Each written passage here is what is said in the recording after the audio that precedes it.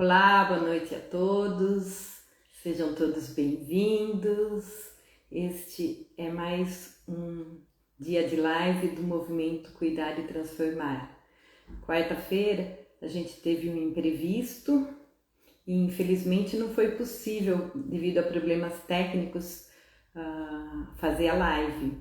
Então acabou sendo transferida para hoje. E hoje teremos uma conversa com o psicólogo Maurício com o tema maternidade, um tema aí bem profundo e que vai bem de encontro, né, com o nosso propósito do movimento, que afinal de contas falar de maternidade é falar de cuidado. E enquanto a gente aguarda o pessoal ir entrando aí, eu queria deixar, antes de chamar o Maurício, um pensamento da escritora Cora Coralina, que eu achei bastante interessante para a live de hoje. E ele é assim: minha mãe não tinha estudos, mas tinha sabedoria. Não falava bonito, mas me ensinou a ser gente. Ela me alfabetizou no amor, na coragem e no respeito. E com esse pensamento, a gente tem o prazer de estar trazendo aqui na nossa live de hoje o psicólogo Maurício. Tema aí bastante sensível, né? E tem uma conversa bem necessária nos dias de hoje. Boa noite, Maurício. Boa noite. Gratidão em tê-lo aqui mais uma vez. Satisfação. Depois de uma série de problemas técnicos da Meta aí, proprietária do Instagram, lançaram uma atualização que corrigiu o problema das nossas lives. Então hoje a gente está aí gratamente em pleno funcionamento. Com certeza. Dá um alô aí pro pessoal, fala boa noite. Então eu queria dar uma boa noite para você, especialmente, e seu convite, a oportunidade aqui, e dar uma boa noite a todos que estão assistindo a gente online. E a gente sabe do alcance desses vídeos a partir do compartilhamento. Então, uma satisfação muito grande estar com vocês offline posteriormente também. Com certeza. É muito importante, né?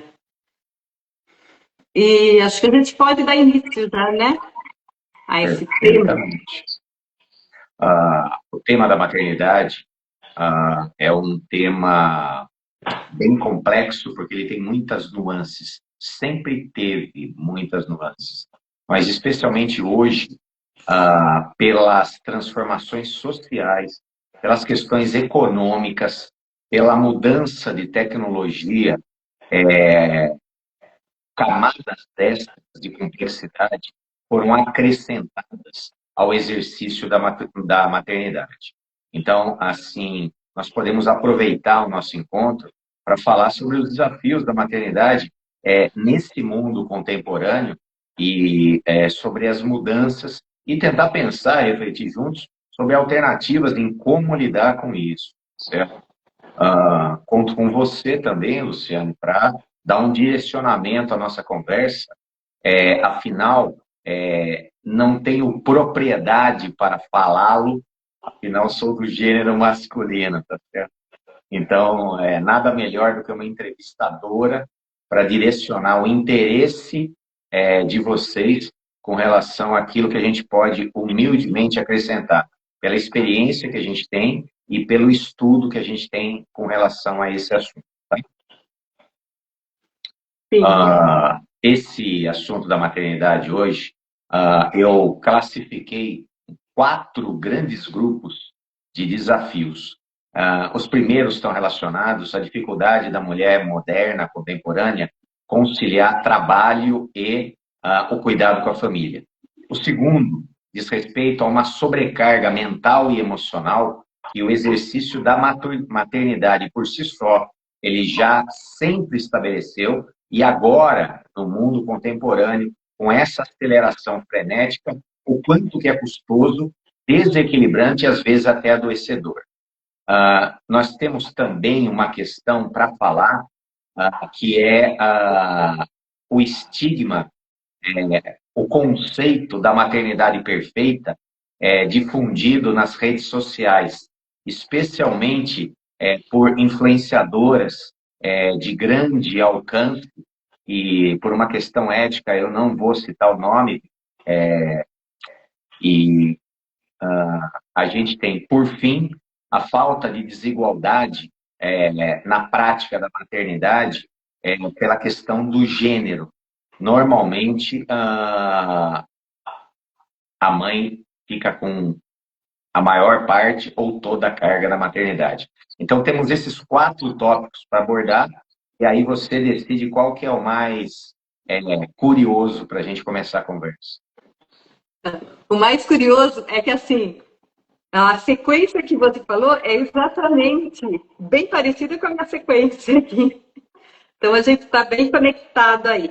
Eu acho que a gente poderia começar a falar sobre essa questão do equilíbrio, né? Mãe, maternidade, mulher. O equilíbrio, ele é possível.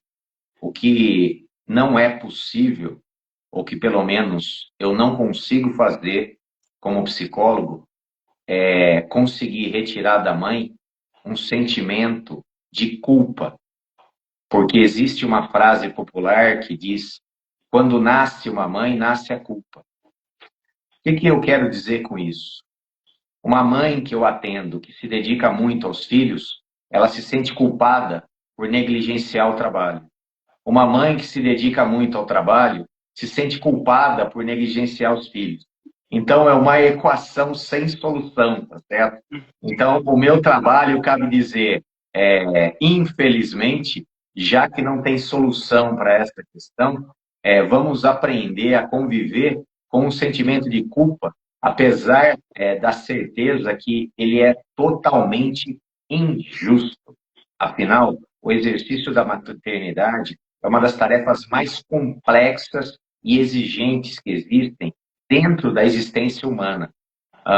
E compartilhar essa tarefa com outras obrigações é algo que muitas vezes é altamente desequilibrador.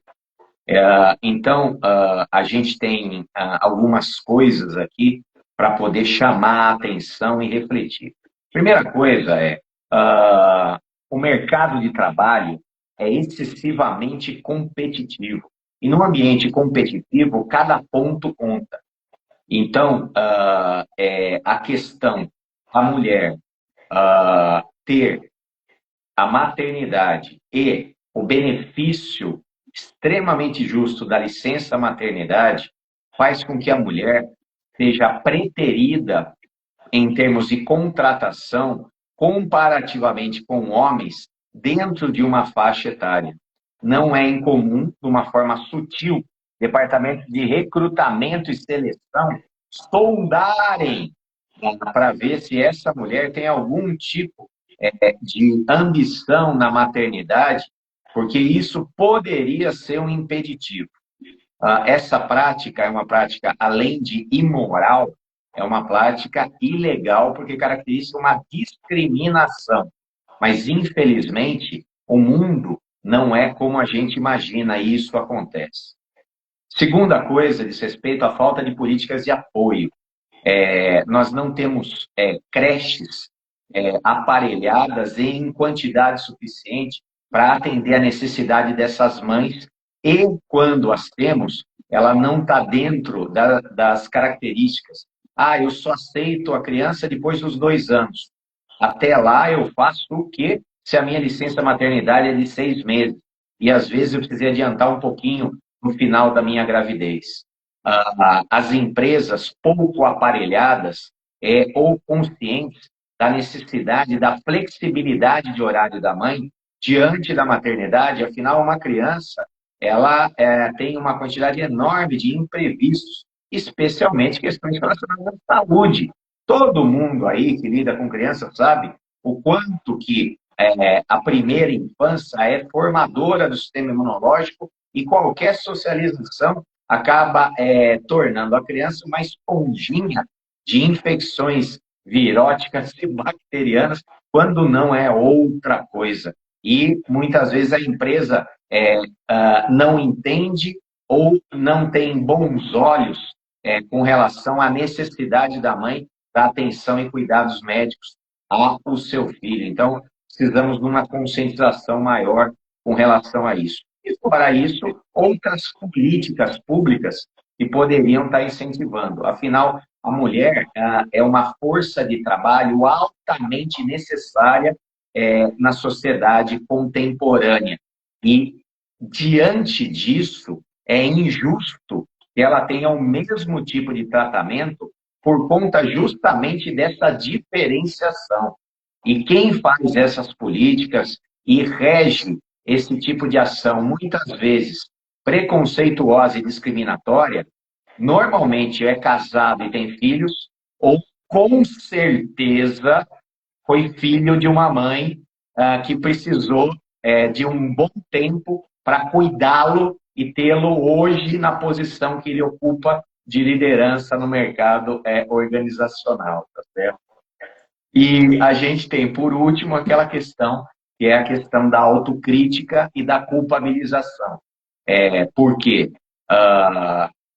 eu preciso dar conta da maternidade e eu preciso dar conta do meu trabalho. E existe uma relação entre qualidade e quantidade. Quanto maior é a quantidade de responsabilidades, menor é a qualidade. Então, a gente trabalha aí numa questão de conscientização a respeito da divisão equilibrada entre as tarefas e da impossibilidade de uma tarefa interferir na outra. E achar meios que isso aconteça sem gerar um sofrimento psicoemocional na mulher, porque é injusto que ela pague esse preço por conta de um benefício que ela oferece, que é ser mãe. Não sei se você concorda ou não. Totalmente. Esse assunto aqui é polêmico, tá? Eu tenho certeza que acabando essa live, eu vou ser muito odiado, tá certo? Porque muita gente vai se sentir contrariada com alguns posicionamentos, mas eu posso garantir para vocês que o que eu trago aqui não é fruto do meu achismo, não tirei das vozes da minha cabeça. Tudo aqui que eu trago diz respeito a estudos e vivências daquilo que acontece dentro do ambiente organizacional. Todo mundo sabe o quanto que eu frequento organizações, sejam elas públicas e privadas. Então, eu estou no meio do negócio e, além disso, atendendo mães e atendendo empresários, chefes, supervisores, e consigo ter uma apreensão dos dois lados da moeda, certo? Então, o que eu estou falando aqui não é embasado no achismo, mas em observação, tá? Maurício, deixa eu entrar ainda em relação a esse quarto itemzinho aí que você falou, da maternidade com o trabalho. Uma das questões que a gente acaba vendo muito também na mulher é a questão da depressão pós-parto, dela não conseguir conciliar tudo, né? O papel de ser mãe, Então, deixar o papel de mulher. sim. A depressão pós-parto, ela tem fatores que são fisiológicos e ela tem também fatores que são psicológicos, emocionais, tá certo? Alguns casos, um percentual de casos de depressão pós-parto, ele tem alguns fundamentos psicanalíticos do inconsciente. Medos, situações traumáticas, questões que acabam disparando na mulher um desequilíbrio orgânico, gerando uma alteração dos hormônios cerebrais que a gente denomina como depressão pós-parto. É um quadro médico, é real, não é frescura, é físico e precisa ser tratado por um médico especialista. Esse quadro de depressão pós-parto, ele também pode ser desencadeado pelas variações hormonais da gestação. E esse quadro também pode ser disparado por interação química da anestesia no caso de parto cesariano. E esse caso também pode ser disparado por condições posteriores ao parto, que é um evento que, para muitas mulheres, tem uma intensidade emocional muito grande e que desperta uma espécie de gatilho ou cair de ficha, que a partir de agora sua vida vai mudar completamente e existe um ser em completa dependência da sua pessoa. Então, eu citei aqui, no mínimo, os 4 fatores principais que aparecem na depressão. Porém, independente das causas, é uma questão biológica, fisiológica, uma doença real que precisa ser tratada medicamentosamente e, de preferência, também acompanhada terapeuticamente. E isso tem como prerrogativa um acolhimento e entendimento da família com relação a essa condição e a formação de uma rede de apoio para esse momento em especial que não afeta a mulher, a mãe, afeta também profundamente a criança. Por quê? Nos primeiros meses pós-nascimento, mãe e criança compartilham de um psiquismo só. A criança não se diferencia da mãe. E uma mãe doente de depressão pós-parto, ela vai ter uma influência nessa criança. Então, por isso que uma rede de apoio é fundamental para que esse prejuízo venha a ser minimizado ou até eliminado, para que possa haver o desenvolvimento natural do bebê e essa mãe sair desse quadro o mais rápido possível através de um apoio especializado. Médico, psiquiátrico, neurologista, endocrinologista, psicólogo, e aí vai. É uma equipe que trabalha em conjunto aí para que isso não aconteça. E é muito difícil, tá? Porque é uma fase muito sensível. Não só para a mulher, mas para todos que estão ali. A Sheila colocou um comentário aqui.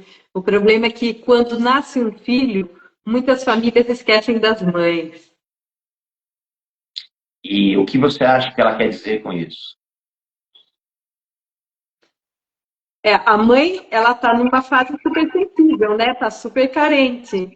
Então, de repente, essa tensão excessiva só para a criança vai tornando ela mais interessante colocação. Ainda, né? Interessante, entendi. Então, a colocação dela diz respeito a quê? E o foco vai para o bebê e, na verdade, a mãe precisaria também do mesmo tipo de atenção devido a essa condição de sensibilidade emocional por conta de todos esses elementos. Muito boa a colocação da Sheila. Sim. Podemos, então, agora falar sobre o segundo item, né? Acho que isso aí. Sobrecarga mental e emocional, tá certo? Entramos na parte mais polêmica, tá certo? Conforme a maternidade vai avançando nos anos cronológicos da mulher, ela vai ficando mais custosa ou cara emocionalmente para a mulher. O que você quer dizer, Maurício? Uma moça, quando tem um filho com 19 anos, essa maternidade tem um custo emocional relativamente baixo, barato. Uma mulher de 37, quando tem um filho, primeiro filho, esse custo emocional é muito maior. Por quê? Porque com 19 anos existe um grande teor de imaturidade e de inconsciência ou inconsequência das responsabilidades da maternidade. conforme uma mulher vai avançando na sua idade, os seus 30, 35, 37, hoje não é incomum mães de 40 anos, o nível de maturidade, de noção de consequência, de noção da importância da maternidade é muito maior. E junto com isso, potencializam-se os medos, potencializa-se também a cobrança relacionada a essa questão aí, e também existe, nós não podemos negar, a diminuição, apesar da mulher contemporânea cultivar hábitos extremamente saudáveis em todos os sentidos, mas existe uma disposição e uma energia menor para as demandas dessa maternidade. Maurício, você está sendo etarista, preconceituoso com a idade? Não. Eu estou falando a verdade, tá certo? Uma moça de 19 anos, ela é convidada a acordar 3 vezes durante a noite para amamentar o seu bebê, no dia seguinte, ela está tranquilona, porque o organismo dela é novinho. Mas uma mulher com seus 39, quando ela é convidada a acordar 3 vezes por noite, no dia seguinte, ela vai estar no estado de esgotamento e cansaço. Sim. Mas você, então, está sendo preconceituoso, machista? Não. A gente que é homem é a mesma coisa. Um pai de 20 anos, ele tem uma energia e disposição para acompanhar a paternidade à prova de bala, tá certo? Um pai de 40 anos, ele já fica facilmente esgotado. Então, não é uma questão de gênero aí, é uma questão de realidade aí, tá certo? É Então, fisiológico, né? É fisiológico. Nós não podemos negar, tá certo? Então, a sobrecarga mental e emocional de uma gravidez, conforme vai se avançando, e nós temos muitas estatísticas a respeito de, principalmente, nas classes socioeconômicas C+, B e A, de mulheres engravidando com uma faixa etária lá no limite, tá certo? E isso tem o seu preço. Também tem as suas vantagens. Porque uma mãe de 19 não tem maturidade para aproveitar e gozar dessa maternidade no valor e na importância que ela tem. Já uma mãe de 39, ela vai extrair o máximo de felicidade, de alegria, de realização, porque ela já tem maturidade para isso. O que você quer dizer? Que tudo na vida tem um ônus e um bônus. Tudo tem um ganho e uma perda, tá certo? Só que como a gente está falando de sobrecarga mental e emocional, é necessário colocar essa questão aqui, que ela é extremamente importante, tá certo? E aí a gente tem que as mulheres, por conta da mudança social, elas entram no mercado de trabalho obrigatoriamente, porque a mulher, ela hoje, ela é extremamente necessária, o termo é fundamental, para a renda familiar. Então, a maternidade, além da sobrecarga, ela ainda vem trazer a questão do segundo turno. Trabalho o dia inteiro e quando chego em casa, ainda tenho que exercer os cuidados domésticos, familiares, acompanhamento escolar, e isso quando não existe demandas do marido, tá certo?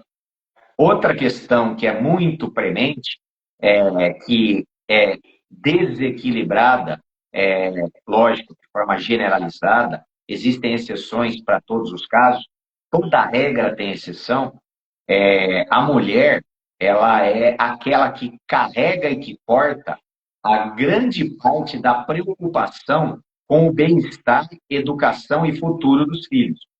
Ah, mas o pai não se preocupa, não educa, não pensa? Pensa, mas não tanto quanto a mãe, certo? Ah, mas eu conheço um pai que se preocupa tanto quanto a mãe. Beleza, é uma exceção. E a grande maioria não, certo? Isso acaba levando a níveis de estresse e ansiedade a mulher por conta dessa sobrecarga aí, em termos de preocupação, de carga e coloca sobre os ombros como a maternidade sendo mais obrigação dela do que do marido. E a gente tem um outro elemento aí fundamental, que é uma mudança do contexto social, mas, na verdade, é uma mudança do contexto de vida em geral. A mulher, ela viveu a vida se dedicando prioritariamente à sua individualidade, às suas questões e à sua liberdade. A partir do momento que ela engravida e vai ter esse bebê, a doação ela é extremamente grande. Afinal, por definição, maternidade diz respeito à doação do seu tempo, do seu amor, dos seus pensamentos, das suas atitudes, do seu cuidado, de tudo de melhor que você tem para o seu filho. E isso é uma mudança muito grande de paradigma. Eu passo de viver em função da minha pessoa para viver em função do meu filho, tá certo? Vivemos hoje também uma boa quantidade de mães que não têm uma rede de apoio, tá certo? Não tem uma mãe, não tem uma sogra para poder, principalmente no primeiro filho, oferecer aquele suporte, aquele encaminhamento e aqueles conselhos tão necessários que vão facilitar muito o progresso. E aí cabe essa mãe recorrer à rede social, não à rede familiar, que é extremamente prejudicial, tá certo? Se por um lado você tem todas as informações necessárias para o bom exercício da maternidade, você tem também todos os efeitos colaterais que possam existir, elevando o teu nível de ansiedade por conta de coisas que podem acontecer, mas que normalmente não acontecem. O que você quer dizer? Olha, apareceu umas brotoejazinhas no flanco direito da minha filha bebê. Eu não tenho vó para perguntar, que aquilo é simplesmente uma alergiazinha, uma dermatite. Não tenho sogra, eu entro no Google e lá eu posso ter um diagnóstico de uma doença gravíssima, o que faz com que eu tenha um mini derrame, um surto até chegar no pronto-socorro, no hospital, e verificar que aquilo não é absolutamente nada, tá certo? É só isso, Cristiano. A ausência de uma rede social de apoio, mãe e sogra, e a utilização da rede social, ela tem como benefício oferecer uma quantidade de informação ilimitada, mas ela não oferece o suporte emocional. Calma, filha. Isso daí não é nada. Fica tranquila que tudo vai dar certo. Eu estou aqui. Isso o Google não consegue fazer, tá certo? Isso a inteligência artificial ainda não é capaz.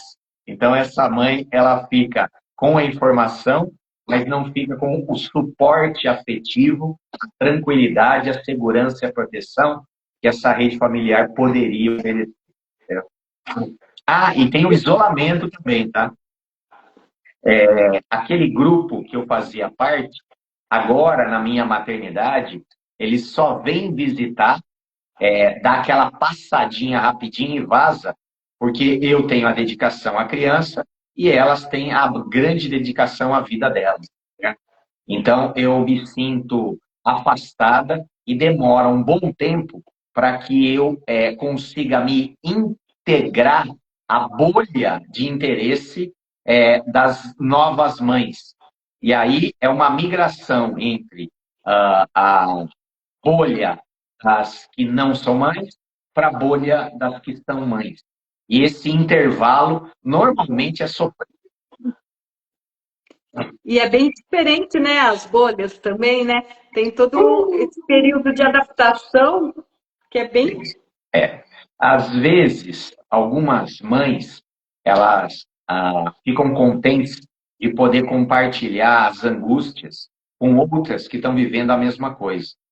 Mas, numa grande parte das vezes, ela fala assim, eu precisaria de um tempo com mulheres para falar sobre coisas que não são o meu filho ou a minha filha, porque eu já não estou aguentando mais. Eu precisaria conversar sobre outros assuntos. E quando mães se juntam, o assunto é só criança e afins.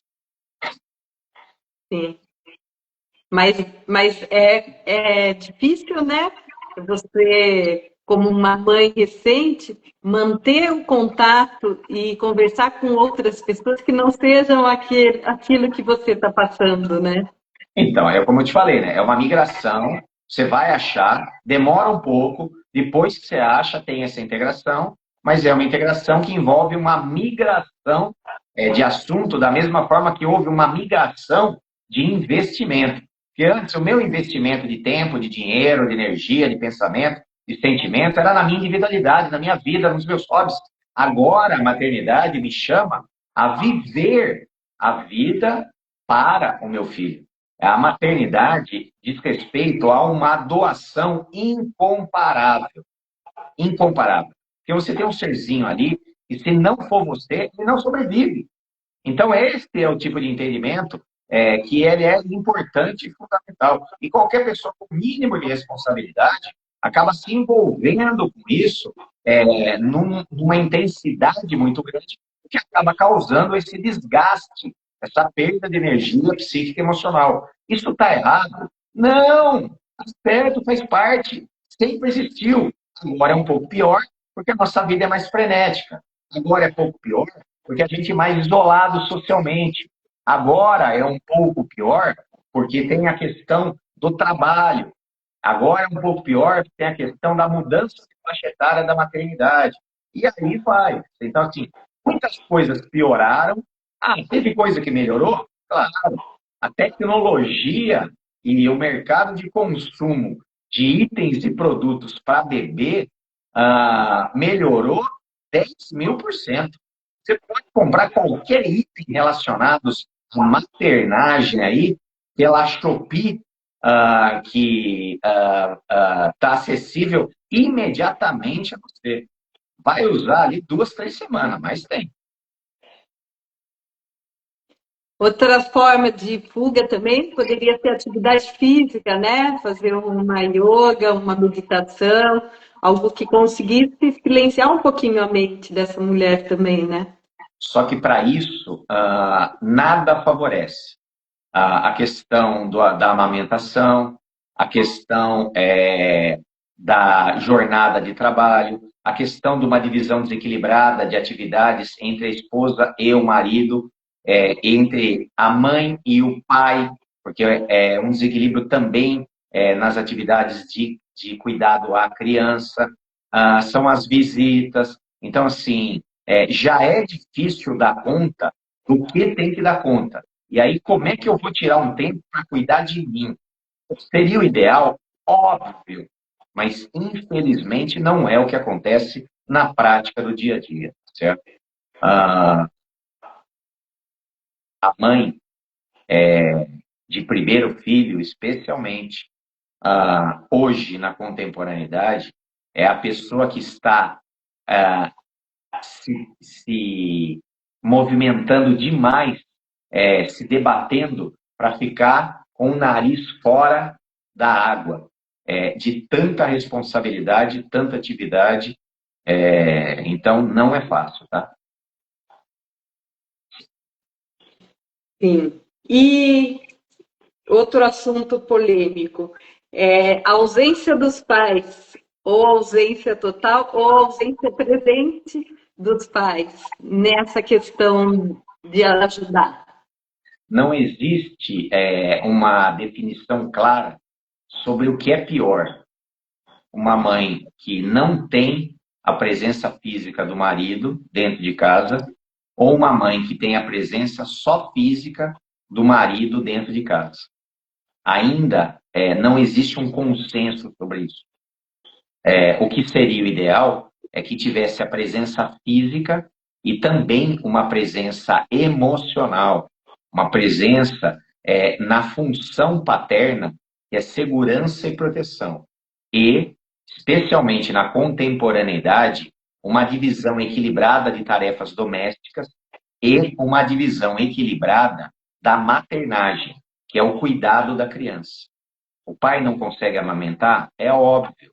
mas ele consegue sim colocar para dormir, consegue olhar a criança, consegue trocar uma fralda, consegue dar um banho. Quando ele quer, ele consegue qualquer coisa. Só que muitos homens, eles vêm de uma cultura machista, aonde a própria mãe dele sofreu a ausência do marido quando teve ele, e mesmo assim educou essa criatura para não ser um pai participativo, tá certo? Então, o que a gente propõe é uma revisão dessa divisão dos papéis e quando a mulher, de posse de todo o seu otimismo, de posse de toda a sua fé e esperança no mundo, de posse desse desejo de realização da maternidade, que ela não se esqueça de olhar para o lado e ver quem é a figura que ela escolheu para ser o doador genético para o seu filho e, depois, a figura do sujeito que vai estar ali dividindo. E que essa conversa seja bem acordada para que esse filho seja um projeto de ambos, não só um projeto da mulher, onde o marido entra somente como doador de material biológico, tá certo?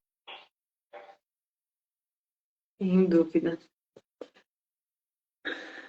Acho que dessa segunda pergunta a gente conseguiu esgotar, né?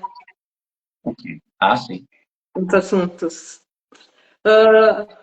Gostaria que você falasse também que hoje a sociedade dividiu as mães de diversas formas, né? Inclusive de mães de pets. Posso falar de outra coisa antes? Pode. Depois a gente volta a isso no final, tá? Tá. Tem coisa pior que isso. Que eu vou falar no final. Eu gostaria de falar sobre questões subjetivas. Questões sobre o conceito de maternidade perfeita. Esse conceito de maternidade perfeita, da mãe santa, de Maria, mãe de Jesus, não é de agora. Isso sempre existiu. Mães, avós, bisavós, todas elas foram induzidas através de conceitos culturais e sociais de que mãe é uma entidade, que mãe é perfeita, que ser mãe é padecer no paraíso, e isso que aquilo. Então, a mãe começa a acreditar que ela tem como obrigação ser uma pessoa acima da própria humanidade. Então, a gente vem aqui, de alguma forma, liberar essa mãe dessa autocobrança e essa autoexigência. A maternidade, ela não te beatifica, te santifica, nem cobra de você uma conduta de perfeição, ou o aprimoramento dos seus sentimentos, ou um controle daquilo que você pensa, ou até o controle de algumas atitudes que são humanas e naturais. Mãe é uma mulher que transou com o pai, engravidou e teve um filho. E ela continua sendo a mesma pessoa. Ela não se transformou, não mudou. É um ser humano. E como todo ser humano tem qualidades e tem defeitos. Como todo ser humano, erra e acerta. E quando erra, não erra na intenção de dolo, na intenção de prejudicar, na intenção de fazer o mal. Erra tentando acertar, tentando fazer o seu melhor. Mãe não tem manual, não nasce manual, não tem manual lá dentro da placenta. Quando tira o nenê, é só o nenê. Não tem como fazer. Não tem curso de maternidade. Mas por que não tem curso? Se na internet tem curso para tudo. Porque maternidade é um fenômeno individual.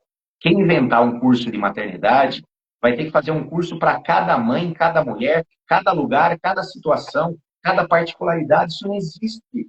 Então, a maternidade é uma experiência única. E dentro dessa particularidade, a gente está aqui para tentar desonerar ou tirar o peso dos ombros da mulher desse conceito de perfeição, aonde eu não posso errar, aonde eu não posso. Não pode. Claro que você pode, você é humana. Você está fazendo o seu melhor com aquilo que você pode. Sua avó errou muito com a sua mãe. E ela tá aí, teve você. A tua mãe errou muito com você, e você tá aí, teve o seu filho. E tá tudo certo. Errou tentando acertar, errou por amor, errou porque é humano. Tudo bem. E aí, tem mais uma questão que eu gostaria de trazer através de um autor psicanalista inglês chamado Donald Winnicott. Ele cria um conceito chamado mãe suficientemente boa. Preste atenção nisso, que é muito legal. Você que tem um filho, se esforce para ser uma mãe suficientemente boa. Mas por que suficientemente boa? Porque se você for uma mãe boa demais, você estraga o seu filho. Se você for uma mãe muito ruim, você estraga o seu filho. Então, o que você precisa ser? Você precisa ser uma mãe suficientemente boa. E o que é ser suficientemente boa? É se permitir ser humana naquilo que você é. Mas e se eu errar? Se eu errar, eu estou desenvolvendo no meu filho resiliência e força para poder lidar com o meu erro e sair mais evoluído, mais maduro e lidando com a natureza da vida. Afinal, a maternidade, ele é o presente de Deus, aonde você recebe uma alma para poder trazer a vida aqui na Terra, para poder amar, cuidar e educar e preparar para devolver para a vida. Se eu criar o meu filho numa bolha de suposta perfeição, eu não estou preparando ele para a vida, porque a vida não é perfeita. Ele não é perfeito. Então, uma mãe, ela precisa ser somente humana e, se ela for suficientemente boa, ela já está cumprindo com 100% da sua finalidade. Fala mais sobre isso. Eu amo muito a minha mãe. A minha mãe foi uma excelente mãe, só que ela cometeu vários erros. E cada um dos erros que minha mãe cometeu serviu para eu ser a pessoa que eu sou hoje. Agradeço a ela por todos os acertos e agradeço na mesma intensidade por todos os erros que ela cometeu, porque isso me moldou na pessoa que eu sou hoje. Então, não se cobre uma maternidade perfeita. Se cobre somente o seu esforço. Se hoje eu errei com meu filho, eu deito a cabeça no travesseiro, tranquila, e durmo com a consciência em paz, porque eu errei me esforçando e tentando fazer o melhor. E através da autocaridade, do autoamor, da autoestima, eu aceito a minha humanidade e entendo que, por não ser perfeita, ser simplesmente humana, uma hora ou outra eu vou fazer alguma coisinha que o meu julgamento determina que podia ter sido feito melhor. Isso é ruim? Isso é simplesmente esse processo de melhoria contínua e de aprendizado que todos nós estamos sujeitos, não mães e mães. Então, essa questão da mãe suficientemente boa, gostaria muito que vocês ficassem com isso. E se você for uma pessoa interessada e curiosa, entra na internet e procura Donald Winnicott, Mãe Suficientemente Boa, e você vai ficar surpreso da quantidade de informação relevante e apaziguadora das ansiedades e cobranças desnecessárias. Certo, dona Luciana? Certinho. Só que não é só isso, tem mais alguma coisa. Afinal de contas, ninguém é perfeito também, né? Não dá para a gente cobrar a perfeição de ninguém. Não, perfeição é atributo de Deus, não nosso. Eu falei que desde a nossa bisavó, avó, mãe e a gente tem essa cobrança cultural que coloca na mãe um peso da perfeição.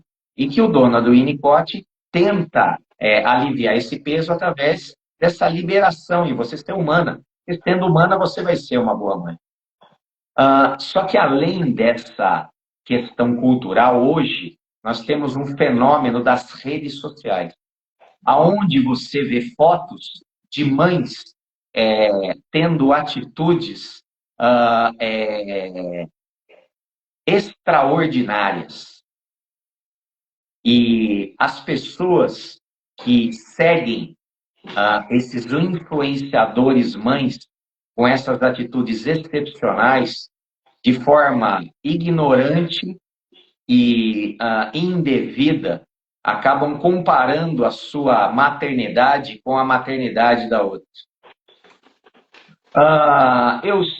Eu sou mãe e eu sigo uma influenciadora digital que ela, depois de 3 meses de ter o filho, está com uma barriga chapada. E eu olho para minha barriga aqui e eu tenho vontade de chorar, porque como eu fiquei depois de ter o meu filho.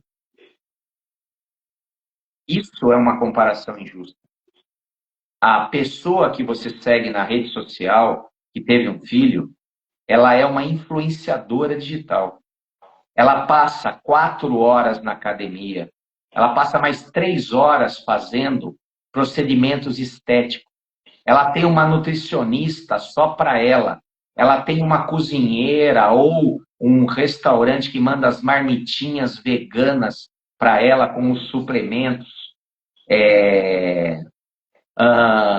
Ela vive de vender uma imagem, que é uma imagem construída. Como é que você pode comparar a tua vida, a tua genética, o trabalho que você executa, mais a maternidade, com essa pessoa? É uma bruta sacanagem que você faz com você mesmo.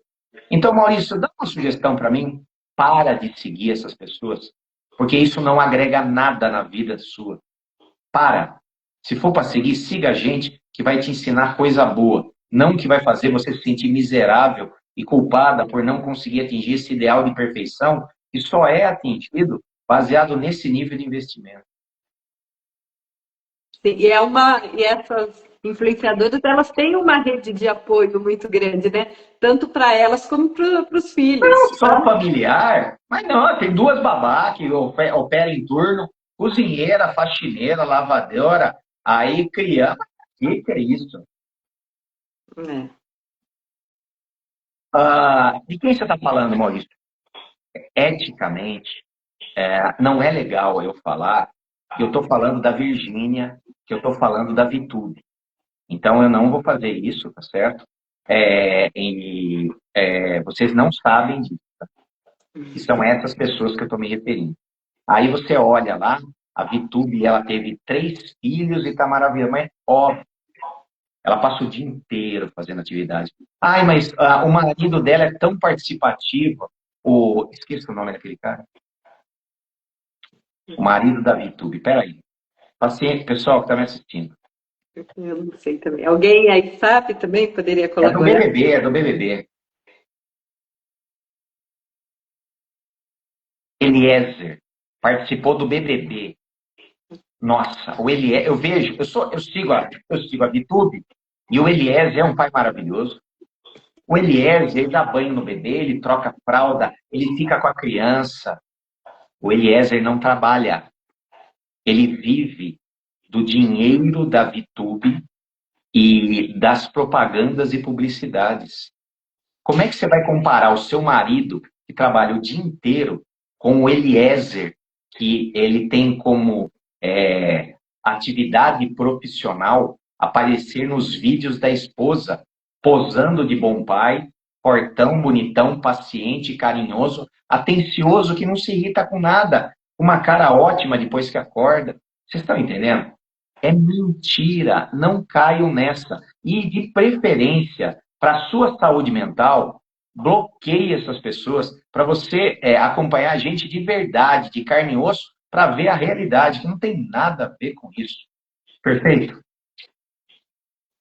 Perfeito. Fala, o que você ia perguntar? Mãe de pet, mãe do quê lá? O que é para terminar nossa conversa? Não, antes eu vou até. Teve um comentário aqui que eu gostaria até que você falasse um pouquinho. A Vanderlei, ela comentou assim: ultimamente eu tenho sido mãe da minha mãe. Sim. Eu já fiz uma fala sobre envelhecimento aqui. Acho que não. Então, fala para ela ter paciência, que a próxima live a gente fala sobre envelhecimento. O nosso envelhecimento e o envelhecimento das pessoas que a gente ama. Porque o assunto é muito extenso para poder abordar numa live de maternidade de crianças, tá? Pode ser? Desculpa, viu, querida? É que a gente vai aproveitar a sua ideia como gancho para um próximo encontro. Para um próximo. Uma coisa também que eu observo ainda em relação mães e filhos é a questão de autoridade mãe, autoridade pai. Às vezes a gente vê um conflito entre educação de pai e mãe e acaba influenciando o filho, né? Como psicólogo, eu já expliquei e vou repetir aqui nessa live. Ter um filho não pode ser um projeto somente da mulher. Tem que ser um projeto de ambos, com comprometimento de ambos e com planejamento de ambos. Infelizmente, não é isso que acontece. Normalmente, o sonho da maternidade é da mulher, o sonho da paternidade do homem é já ter um filho pronto, adulto, que não dá trabalho, de preferência que goste das mesmas coisas que eu gosto, que é andar de bicicleta, torce para o mesmo time que eu torço, e se por um acaso ele está me enchendo muita paciência, eu mando ele amolar a mãe para que eu fique tranquilo em casa, tá certo? Normalmente é isso. Lógico, para toda regra tem exceção. Então, assim, maternidade deveria ser um projeto conjunto entre pai e filho, certo? Aí a gente tem, tendo um projeto conjunto, um acordo de a educação, ela segue determinados valores. E esses valores têm que estar em concordância. Se existe uma discordância entre pai e mãe, essa criança, se utilizando da esperteza, não do raciocínio, porque ela não tem idade para isso, mas uma criança muito pequena, ela já tem uma percepção de quem é mais maleável para eu poder fazer com que a minha vontade seja feita do jeito que eu quero e na hora que eu quero. Se aproveitando da divisão dos dois para poder incidir numa atitude birrenta ou mimada, tá certo? Então, os pais, por obrigação, têm que concordar e um não desautorizar o outro. Outra coisa que eu percebo também é, ou a mãe ou o pai, num processo de insegurança pessoal, da sua baixa autoestima, não confiando no amor do seu filho, tem medo de contrariá-lo através da educação. E educar é falar não. Educar é proibir. E muitos pais ou mães abrem mão da educação com medo de perder o amor do filho. E aí nós temos em casa um policial bom e um policial ruim. Então, a mamãe é ruim e o papai é bonzinho. Ou o inverso. Por quê? Porque ele é bonzinho? Não. Porque ele tem medo de, se ele educar e contrariar, o filho vai gostar menos dele. Que ideia pobre e ignorante. O seu filho nunca vai deixar de te amar porque você é pai dele. O seu filho nunca vai deixar de te amar porque você é mãe dele. Por pior mãe que você seja, por mais incompetente pai que você seja, existe um amor filial. E esse amor filial, ele é inabalável. Quando você fala não para o seu filho, ou dá uma bronca nele, ou põe ele de castigo, ele fica frustrado e contrariado, com o limite. Pode até sentir raiva, mas nunca vai deixar de amar você. Então não caia na falácia de que ser bonzinho garante o amor do seu filho. Ser bonzinho garante a não educação do seu filho e, na maior parte dos casos, o não respeito da parte dele. Porque ele vai ver que você é banana e ele consegue tirar de você aquilo que ele quer. Afinal, você tem medo de perder o afeto dele. Eu falei que as pessoas iam me cancelar depois dessa palestra, dessa live. Eu falo para você não acredita. Não vão, não, de jeito nenhum. Vão, porque ninguém gosta de ouvir essas coisas, tá certo? Com certeza. Mas é bom porque vai fazer com que as pessoas reflitam, né? E outra coisa, a gente nunca consegue agradar todos também, né? Não faço conta, não. Estou muito bem com isso, tá certo? Mas eu estou só avisando, tá certo? Um outro ponto que eu acho também que seria interessante a gente estar falando hoje, é a questão da sociedade, como que ela está lidando com as mães que decidem ter filhos de uma forma diferente das tradicionais, né? Então, seriam as mães que não têm, as mulheres que não têm filhos e resolvem ter filhos pets ou adotados ou de outra forma. Olha, existe diferença muito grande de uma coisa e outra. Um filho adotado é um exercício de amor incondicional, porque eu escolhi amar uma pessoa que, inclusive, não tem uma conexão genética comigo. É uma escolha extremamente importante, que exige um nível de responsabilidade muito alto e uma grande preparação da pessoa. Haja visto o fato que, para você conseguir uma autorização de adoção, você tem que passar por todo um processo que inclui avaliações psicológicas oferecidas pelo poder público através da vara da infância e juventude, certo? Agora, e isso é altamente louvável, tá certo? É um gesto de amor genuíno ter um filho que não é de sangue. Então, a gente discrimina, a gente separa uma coisa da outra. Agora, se você vier falar a respeito de mãe de pet, mãe de planta, e agora um fenômeno maravilhoso, que é a mãe do reborn, aí a gente pode falar de outras questões, certo? Fomos invadidos nos últimos 10 dias por uma avalanche de vídeos dessa grande moda que está acontecendo, que são as mães de bebê reborn. Quem não sabe, são aquelas bonecas altamente realísticas, onde essas mães adultas brincam de boneca, tratando o bebê reborn exatamente como se fosse uma criança. Esse fenômeno não deixa de ser uma expressão de afeto, só que somente é um objeto inanimado, o que é muito fácil. Um bebê reborn, ele não fica doente, ele não chora de madrugada, não acontece nada, ele vai ter todo o meu amor e o meu carinho, como uma coleção de carrinho, uma coleção de selo, uma coleção de caneca, como qualquer outro objeto, tá certo? Eu posso até projetar uma identidade, mas sabendo que aquilo não passa de um brinquedo, um substituto parcial. Então eu dou nome para ele, eu compro roupinha, eu durmo junto, eu finjo que eu levo no médico. Tudo isso está de acordo, mas é classificado isso daí como simplesmente uma fantasia. É algo negativo? Não, de forma nenhuma. Cada um pode ter o seu hobby. Criticar uma mãe de bebê reborn seria a mesma coisa que criticar uma pessoa que tem o hobby de, por exemplo, entalhe de madeira, que tem, por exemplo, como hobby a pintura, que tem como hobby construção. Não importa. São brincadeiras, hobbies, atividades lúdicas. Está tudo certo. Mas existe uma sublimação do desejo materno? Pode ser que sim, pode ser que não, mas sempre vai ser parcial. Agora, quando a gente fala de seres animados, no caso animais, mãe de pets, mãe de cachorros e mãe de gatos, aí nós estamos falando de uma interação.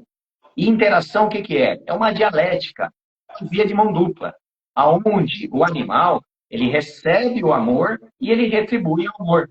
Então, é uma relação extremamente sadia, é uma relação necessária, é uma relação ancestral e ela merece ser respeitada e valorizada. E não deve ser comparada nem substituir a maternidade de um ser humano. Eu posso chamar de mãe de pet, posso chamar meus cachorros de filho, mas sabendo que eles são cachorros. Mas eu amo como se fosse filho. Tá tudo certo, não tem crítica nenhuma. Só que são animais e tá tudo bem. Então, assim, não existe uma visão negativa, não existe crítica. Aliás, é bem saudável. Se você quer ter um objeto de amor, adote um cãozinho, adote um gatinho. Evite de comprar, porque tem tantos aí abandonados que merecem um lar, que precisam ser bem cuidados. E amor é uma coisa que se multiplica. Você pode adotar um cachorro e mais para frente você pode querer ter um filho. Ou mais para frente você pode querer adotar um filho. Ou não, tanto faz. Mas o importante é amor. Quanto mais amor tiver no mundo, melhor para todo mundo. Amor aos animais, amor às plantas, amor ao próximo, amor ao filho, amor aos desconhecidos, aos necessitados. Amor é positivo. Então, assim, qualquer pessoa que está dedicando amor a qualquer coisa tem o meu apoio, o meu respeito, certo? E não tem julgamento para nada disso. Ah, mas você não acha esquisito? Olha, eu acho mais esquisito maltratar pessoas, eu acho mais esquisito guerra, eu acho mais esquisito violência, acho mais esquisito egoísmo. Enquanto você está fazendo coisa boa, que Deus te abençoe.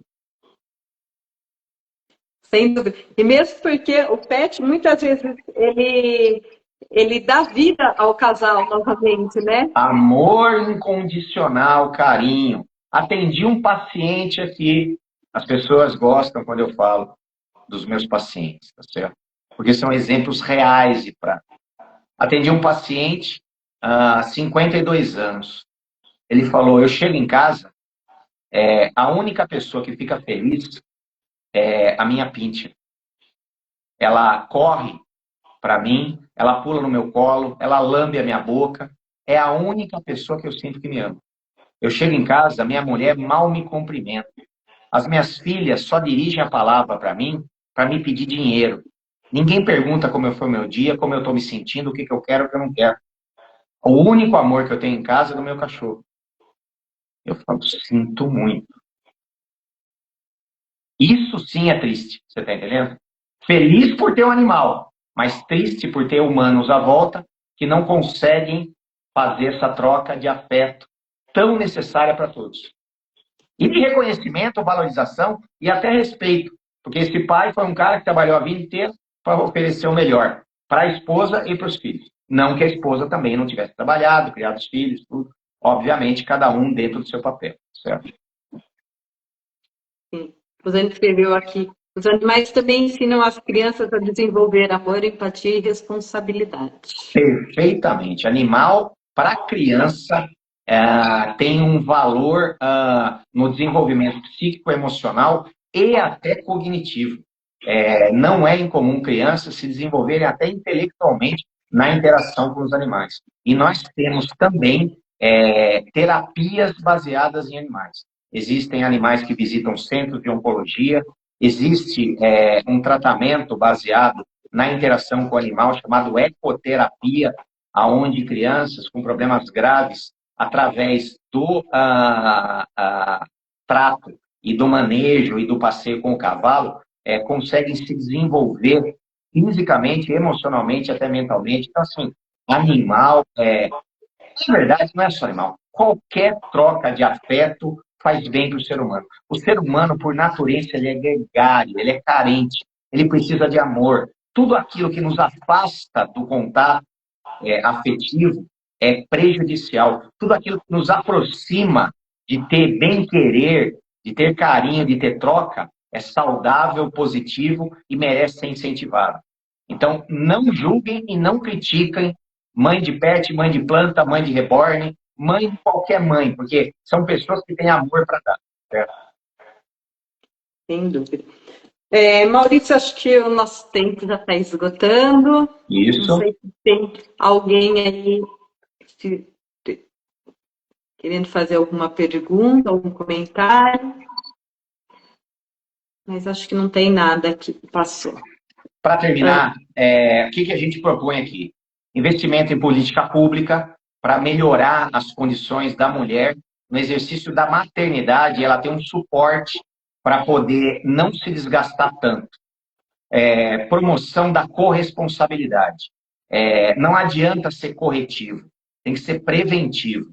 Antes de engravidar, já estabelecer acordos de corresponsabilidade por esse filho. Desconstrução do ideal da mãe perfeita. Não tem mãe perfeita, tem mãe humana. E toda mãe está fazendo o seu melhor. Fortalecimento de rede de apoio. Que rede de apoio é essa? Seja ela qual for. Familiar ou externa.